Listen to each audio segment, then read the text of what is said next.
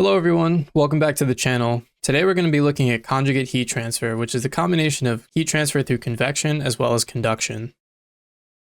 The problem that we're going to look at comes from Fundamentals of Heat and Mass Transfer by Bergman and Levine. The problem is given to us as such. A composite cylindrical wall is composed of two materials of thermal conductivity Ka and Kb, which are separated by a very thin electric resistance heater for which interfacial contact resistances are negligible. Liquid pumped through the tube is at a temperature of T infinity inside and provides a conduction coefficient Hi at the inner surface of the composite. The outer surface is exposed to ambient air, which is at T infinity outside, and provides a convection coefficient of H outside. Under the steady state conditions, a uniform heat flux of Q double prime of H is dissipated by the heater. And we're asked to solve three questions. The first one is to sketch an equivalent thermal circuit of the system and express all resistances in terms of relevant variables. The second is to obtain an expression that may be used to determine the heater temperature TH. And the third is to obtain an expression for the ratio of heat flows to the outer and inner fluids, Q prime of outside versus Q prime of inside, and how might the variables of the problem be adjusted to minimize this ratio. So this simple problem that we're given here is a fairly common one in industry where we often want to heat a fluid as it's moving through a pipe. And to do that, we place a resistive heater right in contact with the pipe and then insulate the backside of that heater. And for any industrial process, we want to make sure that we're running at high efficiency and most of our heat is going into the pipe rather than outside to the ambient air. So decomposing the problem, we're given a bunch of knowns without values, so we're just given the expressions for the ambient temperatures inside and out, as well as the heat transfer coefficients inside and out. We're given the heat flux of the heater, which is a thin resistive heater. We're also given the radius R1, R2, and R3, which are the radius of the inside of the pipe, the outside of the pipe, as well as the outside of the insulation material. And we're given the thermal conductivity of those two materials, Ka and Kb. So as we stated for the problems, for problem A, we want to sketch an equivalent thermal circuit and look at the resistances. For problem B, we're going to want to obtain an expression for TH, or the temperature of the heater, in terms of Kelvin. And for problem C, we want to obtain an expression for the heat flow out to ambient air versus inside to the fluid. Looking at our schematic of the problem, we can see that we have our internal liquid moving through the middle. We have R1 and R2, which make up the pipe. At R2, we have a thin resistive heater with TH and QH double prime, as well as this outside layer around the heater at R3. Some assumptions we're going to make to simplify the problem. We're going to assume steady state. We're going to assume that all the thermal properties of both the fluids and the solids are constant. We're also going to assume that the heater is very thin and there's minimal contact resistance as stated in the problem. And we're also going to say that there's uniform heat transfer coefficients Hi and Ho on the inside and outside surfaces. So for problem A, our equivalent thermal circuit is going to look like this. We have Q double prime of H, which is the heat flux from the heater. And we're going to apply that to the node TH, which is the temperature of the heater. Going out to either side, we have the resistance of the conduction, which is going to be a conduction Rb through the conduction of the pipe, and Ra, which is the conduction through our insulation material. On the outside, on each side, we have the convective heat transfer resistance, which is going to be R convection inside to the inside liquid, and then R convection outside to the outside liquid. We can write the thermal resistances for each as follows. For the convection resistance on the inside to the liquid, we can write that as 1 over HA, which is the heat transfer coefficient times the area. And on the outside, our convective resistance is going to be 1 over H, heat transfer coefficient on the outside, times A, area of the outside. For the inside, we can write our conduction resistance between each material in cylindrical coordinates. And that will give us Rb is equal to the natural log of R2 over R1 over 2 pi L, and then K, which is the thermal conductivity through B. And similar for A. So combining these resistance values going each way, so inside into the pipe and then outside to outside ambient, we can get the R total inside, which is going to be the resistance to convection, as well as the resistance of conduction through the pipe. And we can add those up to come up with an R total expression. Same thing for the outside, we'll have the convection to the outside plus the conduction through our insulation material, and we can come up with the R total to the outside of the pipe. So for problem B, we want to analyze the heat flow going both directions. And we can see that we have this QI, which is going inside, and then QO, which is the heat flow to the outside, which is going to the ambient air. We're going to change this Q double prime term, which is the heat flux over area, to just a QH term, so the input from the heater in units of watts. We can also write the equations for the heat flow going into the fluid and out to the ambient air as delta T over the total resistance to the inside and the total resistance to the outside. We can say that the heat flow coming in from the resistance is going to be the summation of the heat flow going into the fluid versus the heat flow going out to ambient. And plugging in all of our equations, we'll get this expression, which we can simplify and rearrange to solve for TH. So for problem C, we're now going to want to look at the ratio between the heat flowing out and the heat flowing in. And to do that, we'll take again our QI and our Q naught, which is the heat flow into the liquid and the heat flow out to ambient. And we'll create a ratio between those two. So you can see we have Q outside over Q inside, and it's going to be the ratio of the differences in temperatures versus the ratio of total thermal resistance between the two systems. And we can now look at how we can play with this equation to maximize the ratio of heat flowing outside versus heat flowing inside. And to do that, we have a few things we can play with. So first, we can change the thermal conductivities of the material, so we can reduce either A or increase B to get more heat flow into the inside fluid. We can also change the fluid temperatures. So for our ambient condition, if we put it in a colder room, or for our internal condition, if we have a colder fluid flowing into the pipe. And we can also change the fluid velocities, and these, in combination with the fluid temperature, will determine our heat transfer coefficient. So if we have control over the fluid velocities, we could decrease the velocity on the outside to decrease the heat transfer coefficient on the outside of the pipe, or we could increase the fluid flow to the inside of the pipe to increase the heat transfer coefficient on the inside. So now we have this general expression for the ratio of heat flow into and out of the system. We can now use simulation and set up this problem and take a look at a hypothetical situation.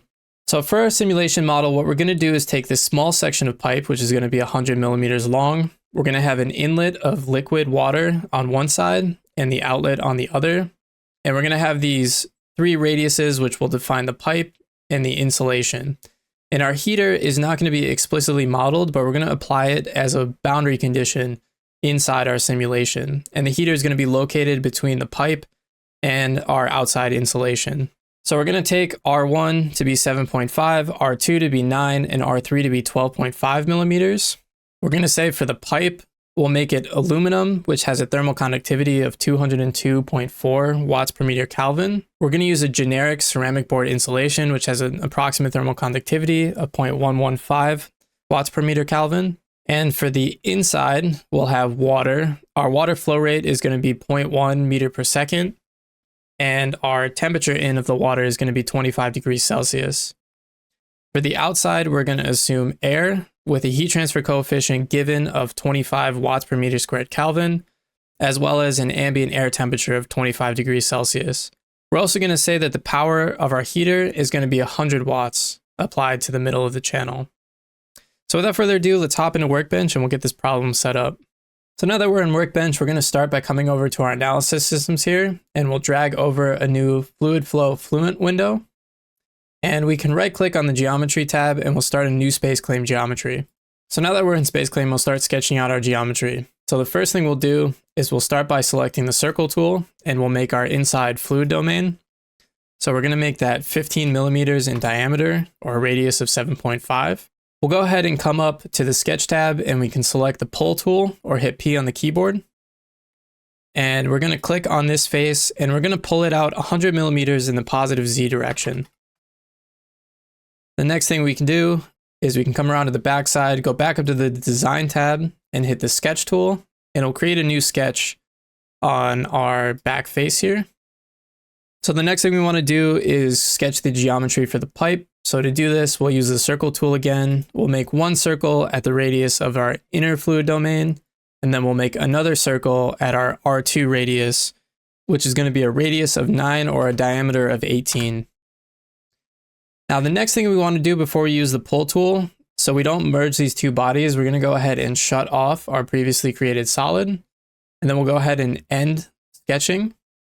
And we'll now be left with this surface, which we can pull. And again, we're going to pull it in the positive Z direction, and we're going to want to go 100 millimeters in that direction. So last thing we want to do is create our insulation layer. So we'll use the same process.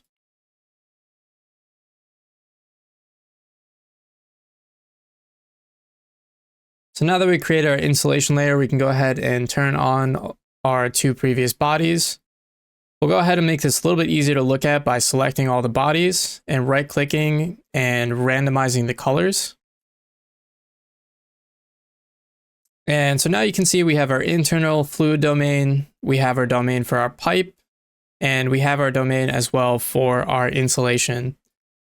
And since we want a conformal mesh going between these two, and we want heat transfer between all these faces, we're going to go ahead and use the Share Topology tool to make sure that we're getting heat transfer between all the faces and that our meshing is conformal between all these bodies. And we can do that by coming up to the Workbench tab and hitting the Share Topology tool. It will show you which faces it believes are in contact, and we'll go ahead and click the green check mark. And once we see these colored edges, we know that our topology has been shared correctly, and we can go ahead and move into meshing. So now that we're in meshing, the first thing I always like to do is go through and make my name selections. So to start, we'll select the body tool, and we'll start by naming the bodies. So this first one, we'll hit N on the keyboard, and we're going to call this the fluid domain. For our middle body, we'll again hit N on the keyboard, and we'll call this pipe. And we'll make sure we use the underscore solid to let Fluent know that it's going to be a solid body. And same thing with the insulation here. We can then create our inlets and outlets. So we'll start by selecting the back face here of our fluid domain, and we're going to call this velocity inlet. So we'll also select our opposite face here. We'll hit N on the keyboard, and we're going to give this the name of pressure outlet. And we're going to also select this outside wall, hit N on the keyboard, and call this our outside wall, where we're going to be applying our ambient heat transfer coefficient. Since we're going to assume that we're chopping this section of pipe out of a much longer pipe, we're going to apply a symmetry condition to the cut faces of both sides of our pipe and insulation. So go ahead and select both the faces of the pipe and the insulation on that side and on the opposite side, and we're just going to call those symmetry. We're also going to name two of the surfaces in contact. So we're going to start by turning off or hiding our exterior body. And we'll name the outside of the pipe here, which is going to be our heated surface. So we'll call that heated underscore wall. And then same thing if we turn off our pipe here, it's going to be the contact face between the fluid and the inside of the pipe. So we're going to call this our fluid wall. So with all of our faces named, we can go ahead and right click and show all bodies again, and we'll start doing meshing. And since this is a pretty simple geometry, we're actually going to look at some more advanced meshing techniques instead of just clicking generate and using all the default settings. So to start, we'll come over, we'll hit the meshing tab, and in our details window down here, we're going to start by changing the element size, which is going to be our global setting, to 1 millimeter. We'll also come down here and expand the sizing tab, and we're going to change our growth rate from 1.2 to 1.05. So what the growth rate is it's going to be how fast the software tries to go from small mesh elements into large mesh elements. So 1.05 would be about a 5% change between that. And we want to always make sure that we have a very gradual change between our mesh element sizes, and we aren't stepping from very small mesh elements to very large mesh elements, because that can create a lot of numerical diffusion in our simulation. So coming back up here to the mesh tab, we're going to go ahead and right click and insert, and we're going to use this method tool. And what we can do with this is we're actually going to define a geometry. So we'll start with the inside of the fluid here, and we'll apply that. And then under method here, we can specify what method we want the software to use to mesh this body. So we'll come to the dropdown, and we're actually going to use the sweep. Since we have these very simple cylindrical bodies, they're very easy to sweep. And what that means is essentially it's going to generate a face mesh on this side and then sweep that element through the body. And I'll show you what that looks like after we generate some of the mesh. So we'll go ahead and select sweep. We'll change the source and target to a manual source and target. we'll make our source our inlet and our target our outlet face. And we'll leave the free surface mesh type on quad try.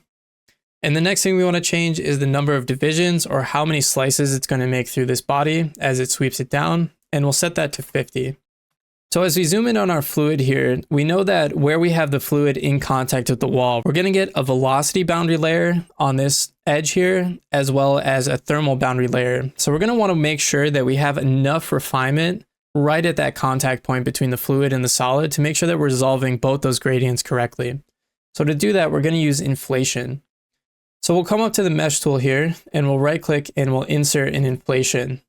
And since we're using this sweep method, we actually have to apply this inflation layer to the face. So we're going to change from the body select tool to our face, and we'll select our face here and we'll go ahead and click apply. And then for our boundary selection, we're actually going to select the edge. So we'll select that outside edge of our fluid domain. And we're going to change from smooth transition and actually use a total thickness. We'll set the number of layers to 15. We can leave the growth rate here to 1.2, and we'll define the maximum thickness as 1 millimeter. So with that done, we'll go ahead and work on our other two bodies. And we're going to do a very similar thing for the other two bodies. So for our pipe body here, we're going to go ahead and select that, insert a method, and we're going to again use this sweep methodology. We're going to use a manual source. We'll select the source as this outside face, and again set the number of divisions to 50. The other thing that we want to do is we want to make sure that we're getting enough refinement when we sweep that front face. So we're going to go ahead and insert a face sizing here. So we'll right click, insert a sizing. And we're going to make that sizing for this face 0.25 millimeters. Same thing for our outside insulation body. We'll go ahead and select that body. We'll insert the method, change the method to sweep, make a manual source. Again, select our face, and then increase the number of divisions to 50. And same thing with this outside one. We're going to insert a face sizing here to make sure we get enough refinement. And we'll make the element size for this one 0.5 millimeters. So with that done, we'll go ahead and we'll generate the mesh and we'll take a look at what we have. So now that our mesh is generated, we can take a look at what we have. If we take a look at our inlet face here, we can take a look at our inflation layer. So you can see we slowly build up in mesh size as we come from the contact wall between the fluid and inside of our pipe. As we move into the free stream, the elements get a bit larger, which is okay because our gradients are going to get much smaller. Through our pipe here, we have about 5 or 6 elements, which should be adequate for the conduction through this pipe. Same thing with the outside insulation, about 5 or 6 elements going through. Now, if we take a look through the cross-section of our domain, and we'll do that by using the section tool, which can be found on the Home tab, and we can click the section plane, and we'll go ahead and draw a line through the middle of our pipe here. And we can take a look at what the inside of our geometry looks like. In the section plane window down here, we can hit these little blue triangles to show the elements, which can make it a little bit more clear to see. And you can see since we use that sweep tool, we have this very structured mesh that moves through our body. So we essentially took this face mesh from all of our bodies and just swept it through the entire body. And that's going to give us a really high quality mesh, which should solve very fast with minimal number of mesh elements and very high resolution. So we'll go ahead and we'll come back to the mesh tab. We're going to hit update, and then we'll take this mesh into Fluent and start setting up our problem. So now that we're back in Workbench, we're going to go ahead and double click on the setup window. We're going to make sure we check double precision here to reduce our round off error and increase the number of solver processes up to 4. The solver processes are how many cores your computer has, and the student license is going to limit you to using 4 cores. But if you have a full license, you can increase this solver processes up to the number of compute cores that you have on your system. And we'll go ahead and click start. So now that we're in Fluent, the first thing I always like to do is come up and use the check mesh tool, and we'll perform a quick mesh check. And this will let us know if we have any errors in our mesh.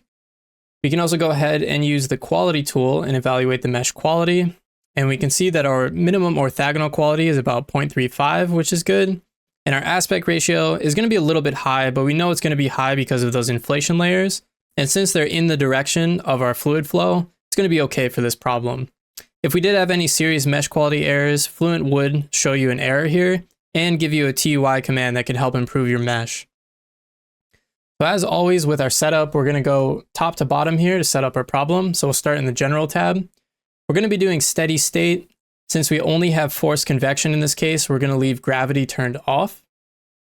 For our models, our flow rate is going to be relatively low. So we're going to change our viscous model from this default turbulence model to the laminar model. And we're also going to turn on energy since we're doing thermal analysis. We can then come down to the materials tab and we're going to have to define some new materials. So under the fluid tab here, by default, it's going to be air. We can double click on that. And if we click on this Fluent database tab over on the right here, it will show us all the fluids that come with Fluent by default. So if we scroll down to the bottom here, we're going to go ahead and select water liquid, and we can copy that. And when we copy that, it's now going to show up in our simulation. So we'll close out of this window, we'll close out of the air tab, and we can go ahead and open our water liquid tab. And in here, we're just going to use all the default properties. So the density, the thermal conductivity, and the viscosity are all going to be constant properties as we stated before. And then the next thing we're going to have to do is define our solids. So by default, our solid material is going to be aluminum, and we're going to add an insulation layer here. So to do this, we can just start typing in this aluminum window and save this as a new material. So we'll delete the chemical formula and we'll give this a name like insulation. For the insulation, we're going to use some approximate properties of ceramic board insulation. So we're going to set the density to about 352.4. We'll change the specific heat value, which in this case isn't actually going to be used since we're doing a steady state simulation, but it's always a good thing to make sure you have this if you do switch to transient. Same thing for the thermal conductivity. We'll set that to a thermal conductivity of 0.115. And now when we click change and create, it's going to say, do we want to overwrite the aluminum? We're going to say no. And we can close out of this window. And we can now see in our solid domain, we'll have both our aluminum as well as our insulation material. So the next thing we have to do is we have to say which domains are going to have what materials. So we'll start with our fluid domain here. We'll double click on the fluid and we'll change that from air to our water liquid. And same thing for our solids. So by default, our pipe is going to default to the aluminum material. So we'll leave that as is. And then for our insulation, we'll change that to our insulation material here and click apply. So the next thing we're going to do is we're going to move on to our boundary conditions. So in the boundary condition tab here, we're actually going to start with our wall conditions, and we'll start by applying our heat flux. So you can see here that on our heated wall, since we have the pipe and insulation in contact, we're actually going to get a wall shadowed pair, which defines a coupled wall condition. And we'll go ahead and double click on that heated wall. And so we can see here that we have a coupled condition, and we can apply a heat generation rate on this condition. And so since we have a very small heater, we're just going to apply this as a boundary condition. So we'll start by changing the wall thickness to 0.5 millimeter.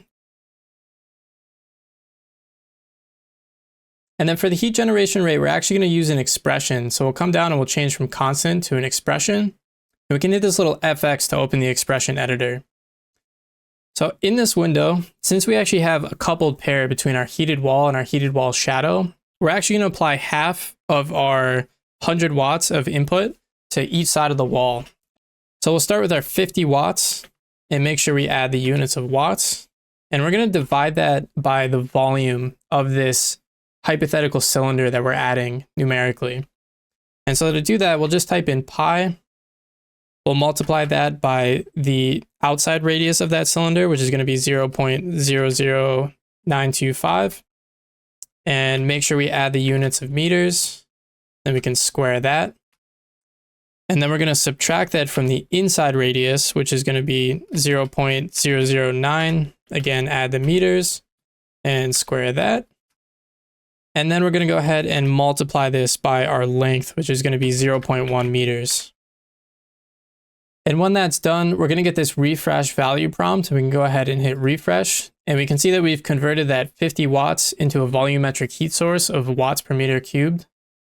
So the next thing we can do is we can add our outside or ambient heat transfer. We'll go ahead and open the outside wall condition here. We'll change from heat flux to a convection thermal boundary condition. We'll set our heat transfer coefficient to the 25 stated from the problem. And we'll make our free stream condition 298 Kelvin, which is 25 degrees Celsius. Go ahead and click apply. We can take a look at our outlet condition here. For our outlet, we're going to have a pressure outlet. And we're going to leave the gauge pressure on 0. And if we come over to the thermal tab, we just want to make sure that we change our backflow condition to the 25 degrees Celsius or 298 degrees Kelvin. So our problem here, we're only looking at about 100 millimeters of this pipe. But in real life, we're likely slicing this pipe out of a much longer pipe. And by the time we get to this heated region of this pipe, our flow is actually going to be fully developed or have a fully parabolic velocity profile through the center of the pipe. So to make this simulation as accurate as possible, we want to actually define that parabolic flow profile into the inlet of this pipe. And to do that, we could use either UDFs, we could use a profile condition, or we can also do it using expressions. In this case, I'm going to do it using expressions. I actually have a video on my channel, which I'll link and pop up in the corner right now, that shows a little bit more detail of how to apply this. I'll do this really quickly right now as well. So we're going to come up to user define. We'll create a new expression. And our first expression, we're going to call it radius. And it's going to be radius with a big R. We'll define this as the square root times the area. And it's going to be the area of our velocity inlet. And then we're going to divide that by pi. And that's going to be our first value. Our next expression we're going to name is going to be radius with a small r. And we're going to define this one as the square root of our x coordinate squared plus our y coordinate squared. And then we're going to define our U max, or our maximum flow velocity, in the middle of the pipe. We're going to make that 0.1 meters per second. And finally, the last thing we're going to do is define our profile. And we'll call this U profile. And we'll define this one as U max times 1 minus radius with a small r over radius with a big R. And then we'll square that as well. So now if we open up our velocity inlet, we'll actually see that when we set the velocity magnitude, we can hit this drop-down menu, and we can see that we can actually use the U profile as our velocity magnitude. So that's going to apply our fully developed parabolic profile right at the inlet of our domain. And when we look at the results, I'll show you what that looks like. And so the next thing we want to do is we can skip a lot of these other options, and we'll hop down to methods here. For methods, we're going to keep the scheme on coupled, and we'll leave all of our spatial discretization on second order. We're also going to leave the pseudo time step method on.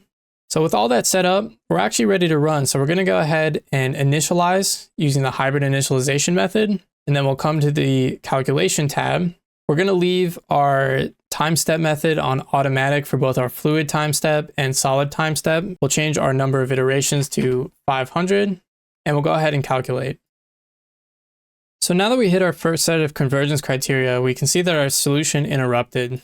And if we hop over here to our residuals tab, we can see that by default, the residuals are set to stop the simulation when our residuals for our continuity and x, y, and z velocities fall below 1e-3, and our energy term falls below 1e-6. We can see that our residuals are actually still decreasing, so we're actually going to want to run this simulation for a longer time. And to do that, we can come up to the results tab. We can click on residuals, and we can actually change the convergence criteria for our residuals. And in this case, I know that our mesh is very high quality and we're likely to get really good convergence. So I'm actually going to turn off these check convergence criteria and just run the simulation for the full 500 iterations. So go ahead and click OK and start calculating. And now when we start calculating again, we can see that our residuals will continue reducing. Once this hits the 500 iterations, our solution will interrupt. So after those additional 500 iterations, we can actually see that we're pretty much getting the best convergence possible, where we're actually starting to run into round off error, or the number of digits that our computer can actually hold. And we can see in the console window here that our continuity, x, y, and z velocity are all very low at e⁻13 to e⁻18. As well as our energy term is converged to about e⁻16. So this is about the best convergence you could ever hope for. And that's a factor of using a very high quality mesh, and two, having a very well posed problem. The other thing we can check is actually our fluxes. So if we come up to the results tab here, we can click on this fluxes tab, and we'll start by looking at the mass flow rate. So we'll select all of our faces here and go ahead and click compute. And our mass flow rate is going to give us a mass flow between our inlet and our outlet here. And what we want to see is that the net result, or the difference between those two, is essentially zero. Zero would be ideal. Since we're doing a model, we're never going to get actual zero. But you can see our net result is about e to the negative 17, which is pretty much as close as we're going to get. We can also check our total heat transfer coefficient and compute that. And we can see if we look at the heat transfer through all of our faces, we're going to get a net result of about 1.2 e negative 10, which again, we want to be zero ideally, and negative 10 is pretty much as close to zero as we're going to get. In this tab, we can actually also check our heat fluxes through our various walls and make sure that our problem was defined correctly. So we can see between our heated wall here and our heated wall shadow, we're actually getting that total of around 100 watts, which we applied. And we can also see here from our problem before that we're going to actually have 94.79 watts going to the heated wall, which is going to be from the heated wall through the pipe into our fluid. And we're getting only about 3.835 watts that is going out through the insulation into the ambient environment. So that 3.83 over the 94.79 is going to give us that ratio of Q outside over Q inside, and it's going to be that ratio that we wanted to define in the problem. So now that we know that our simulation is pretty well converged, we can take a look at some of our results and see what our domain looks like. So we'll come down to the results tab here, and the first thing we're going to do is we're actually going to make a plane through the middle of our domain. So we'll right click on the surfaces tab, we'll go to new, we'll create a plane, and we're going to create a plane on the YZ, and we'll make it at 0 in the X direction. And we're going to call this the YZ plane. And now when we expand the graphics window, we can make a new contour, and we'll call this velocity contour. Plot the velocity magnitude on our YZ plane that we just created. And so if we look at our velocity magnitude here, we can see our fully developed profile. So as we move from our inlet to our outlet, we're having a fully developed profile at the entrance all the way to the exit. So our boundary layer is already set up correctly, and our flow is maximum through the center of the pipe. So this is looking good. It looks like we defined our flow profile correctly. The next thing we can check is what our thermals look like. So again, if we come down to contours, we'll make a new contour, and we'll call this T contour for temperature. And we'll change the contour value to temperature and static temperature. Again, we'll select our YZ plane, and we'll go ahead and save and display that. And so we can now see our inlet on the left where our fluid is moving through, and we can see the development of our thermal boundary layer as the fluid moving through the pipe is picking up energy from that heated pipe. We can also see the difference of our thermal insulation layer versus our pipe temperature, and we can see where we're applying that heated face. So all of this looks good, but we always want to make sure that we're plotting quantitative values. So the next thing we can do is actually plot a line from the center of our fluid through the outside of our domain and look at the heat profile in one direction. So to do that, we're actually going to come back to the surfaces tab. We'll make a new line. So we're going to define this line by starting at 0, 0, which is the center point in our X and Y direction. And then we'll move it to the middle of our pipe, which is going to be 0.05 meters. And then our secondary point, we want to go from the center of our fluid domain to the outside of our domain. So we'll add the same Z direction, so that point is at the same location. And then we'll make it go from 0 to 1 meter. And now with that line created, if we come down to the plots tab here and right click and create a new XY plot, and we're going to call this temperature plot. And we're going to plot the Y function as temperature. We're going to make our X-axis function as a direction vector, and we're going to set our direction in the Y direction since that's the same direction as our line. And we'll go ahead and select our line, and we can save and plot that. So what we can see here from the plot is we can see our temperature through our entire domain. So we'll start at 0 here, which is going to be right in the center of our fluid. And you can see the center of our fluid in the middle of our pipe is going to be right around our ambient. And as we move along the fluid flow, at some point, we're going to start getting into the thermal boundary layer. So we can see as we get closer to the pipe wall, our temperature is going to increase. Our temperature of the pipe is going to be fairly uniform because we have that high thermal conductivity. Our heater is going to be at this location right here where there's the inflection point, and then we'll start moving into our insulation material. And we can see our temperature as we move from the heater through the insulation to our ambient is going to be dropping off again as we get to the outside of our setup. The other thing we can do is we can plot some quantitative values for our heat transfer coefficient on the inside of our pipe. So if we come to the results tab, we can go to surface integrals.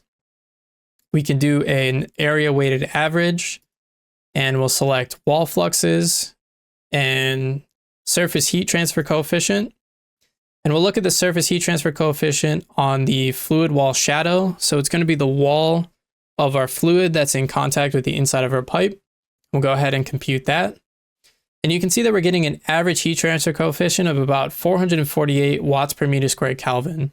The other thing we can do here is we can plot what the temperature of our heater is going to be. So again, we'll select the area weighted average. We'll change to temperature and static temperature. And it'll select both of the heated wall faces and go ahead and click compute. And we can say that our average heater temperature is going to be about 34.95 degrees Kelvin. So as we saw previously when we were looking through the math, if we want to change that ratio of the heat flux moving outside to the heat flux moving inside, we can always go back and change the thermal conductivity or what material our pipe is, what material our insulation is, as well as changing some of our boundary conditions. So maybe the heat transfer coefficient on the outside or the flow rate on the inside, and we can see how that's going to change our value. So this example showed you how we can set up a problem analytically, as well as using simulation to solve that same problem. And the simulation is going to give us a much higher fidelity look than our simple 1D conduction through our pipe wall. But if we're just looking at some very general design rules or how to improve a system, the analytical model might be perfectly adequate. So you always want to make sure whenever you're faced with a problem that you're using the right tool for the job that's going to get you the answer you need as quick as possible. For more complex cases, that may be simulation, but for simple cases like this, that could also be the analytical equations. So make sure you're studying up on your heat transfer. And with that, I'd like to say thanks for watching. If you'd like to support the channel and support the videos I make, you can hit the super thanks button below. I really appreciate it. If you have any questions about this setup or any other problem that you're working on, please leave a comment and I try to get to all the comments I can. Thank you.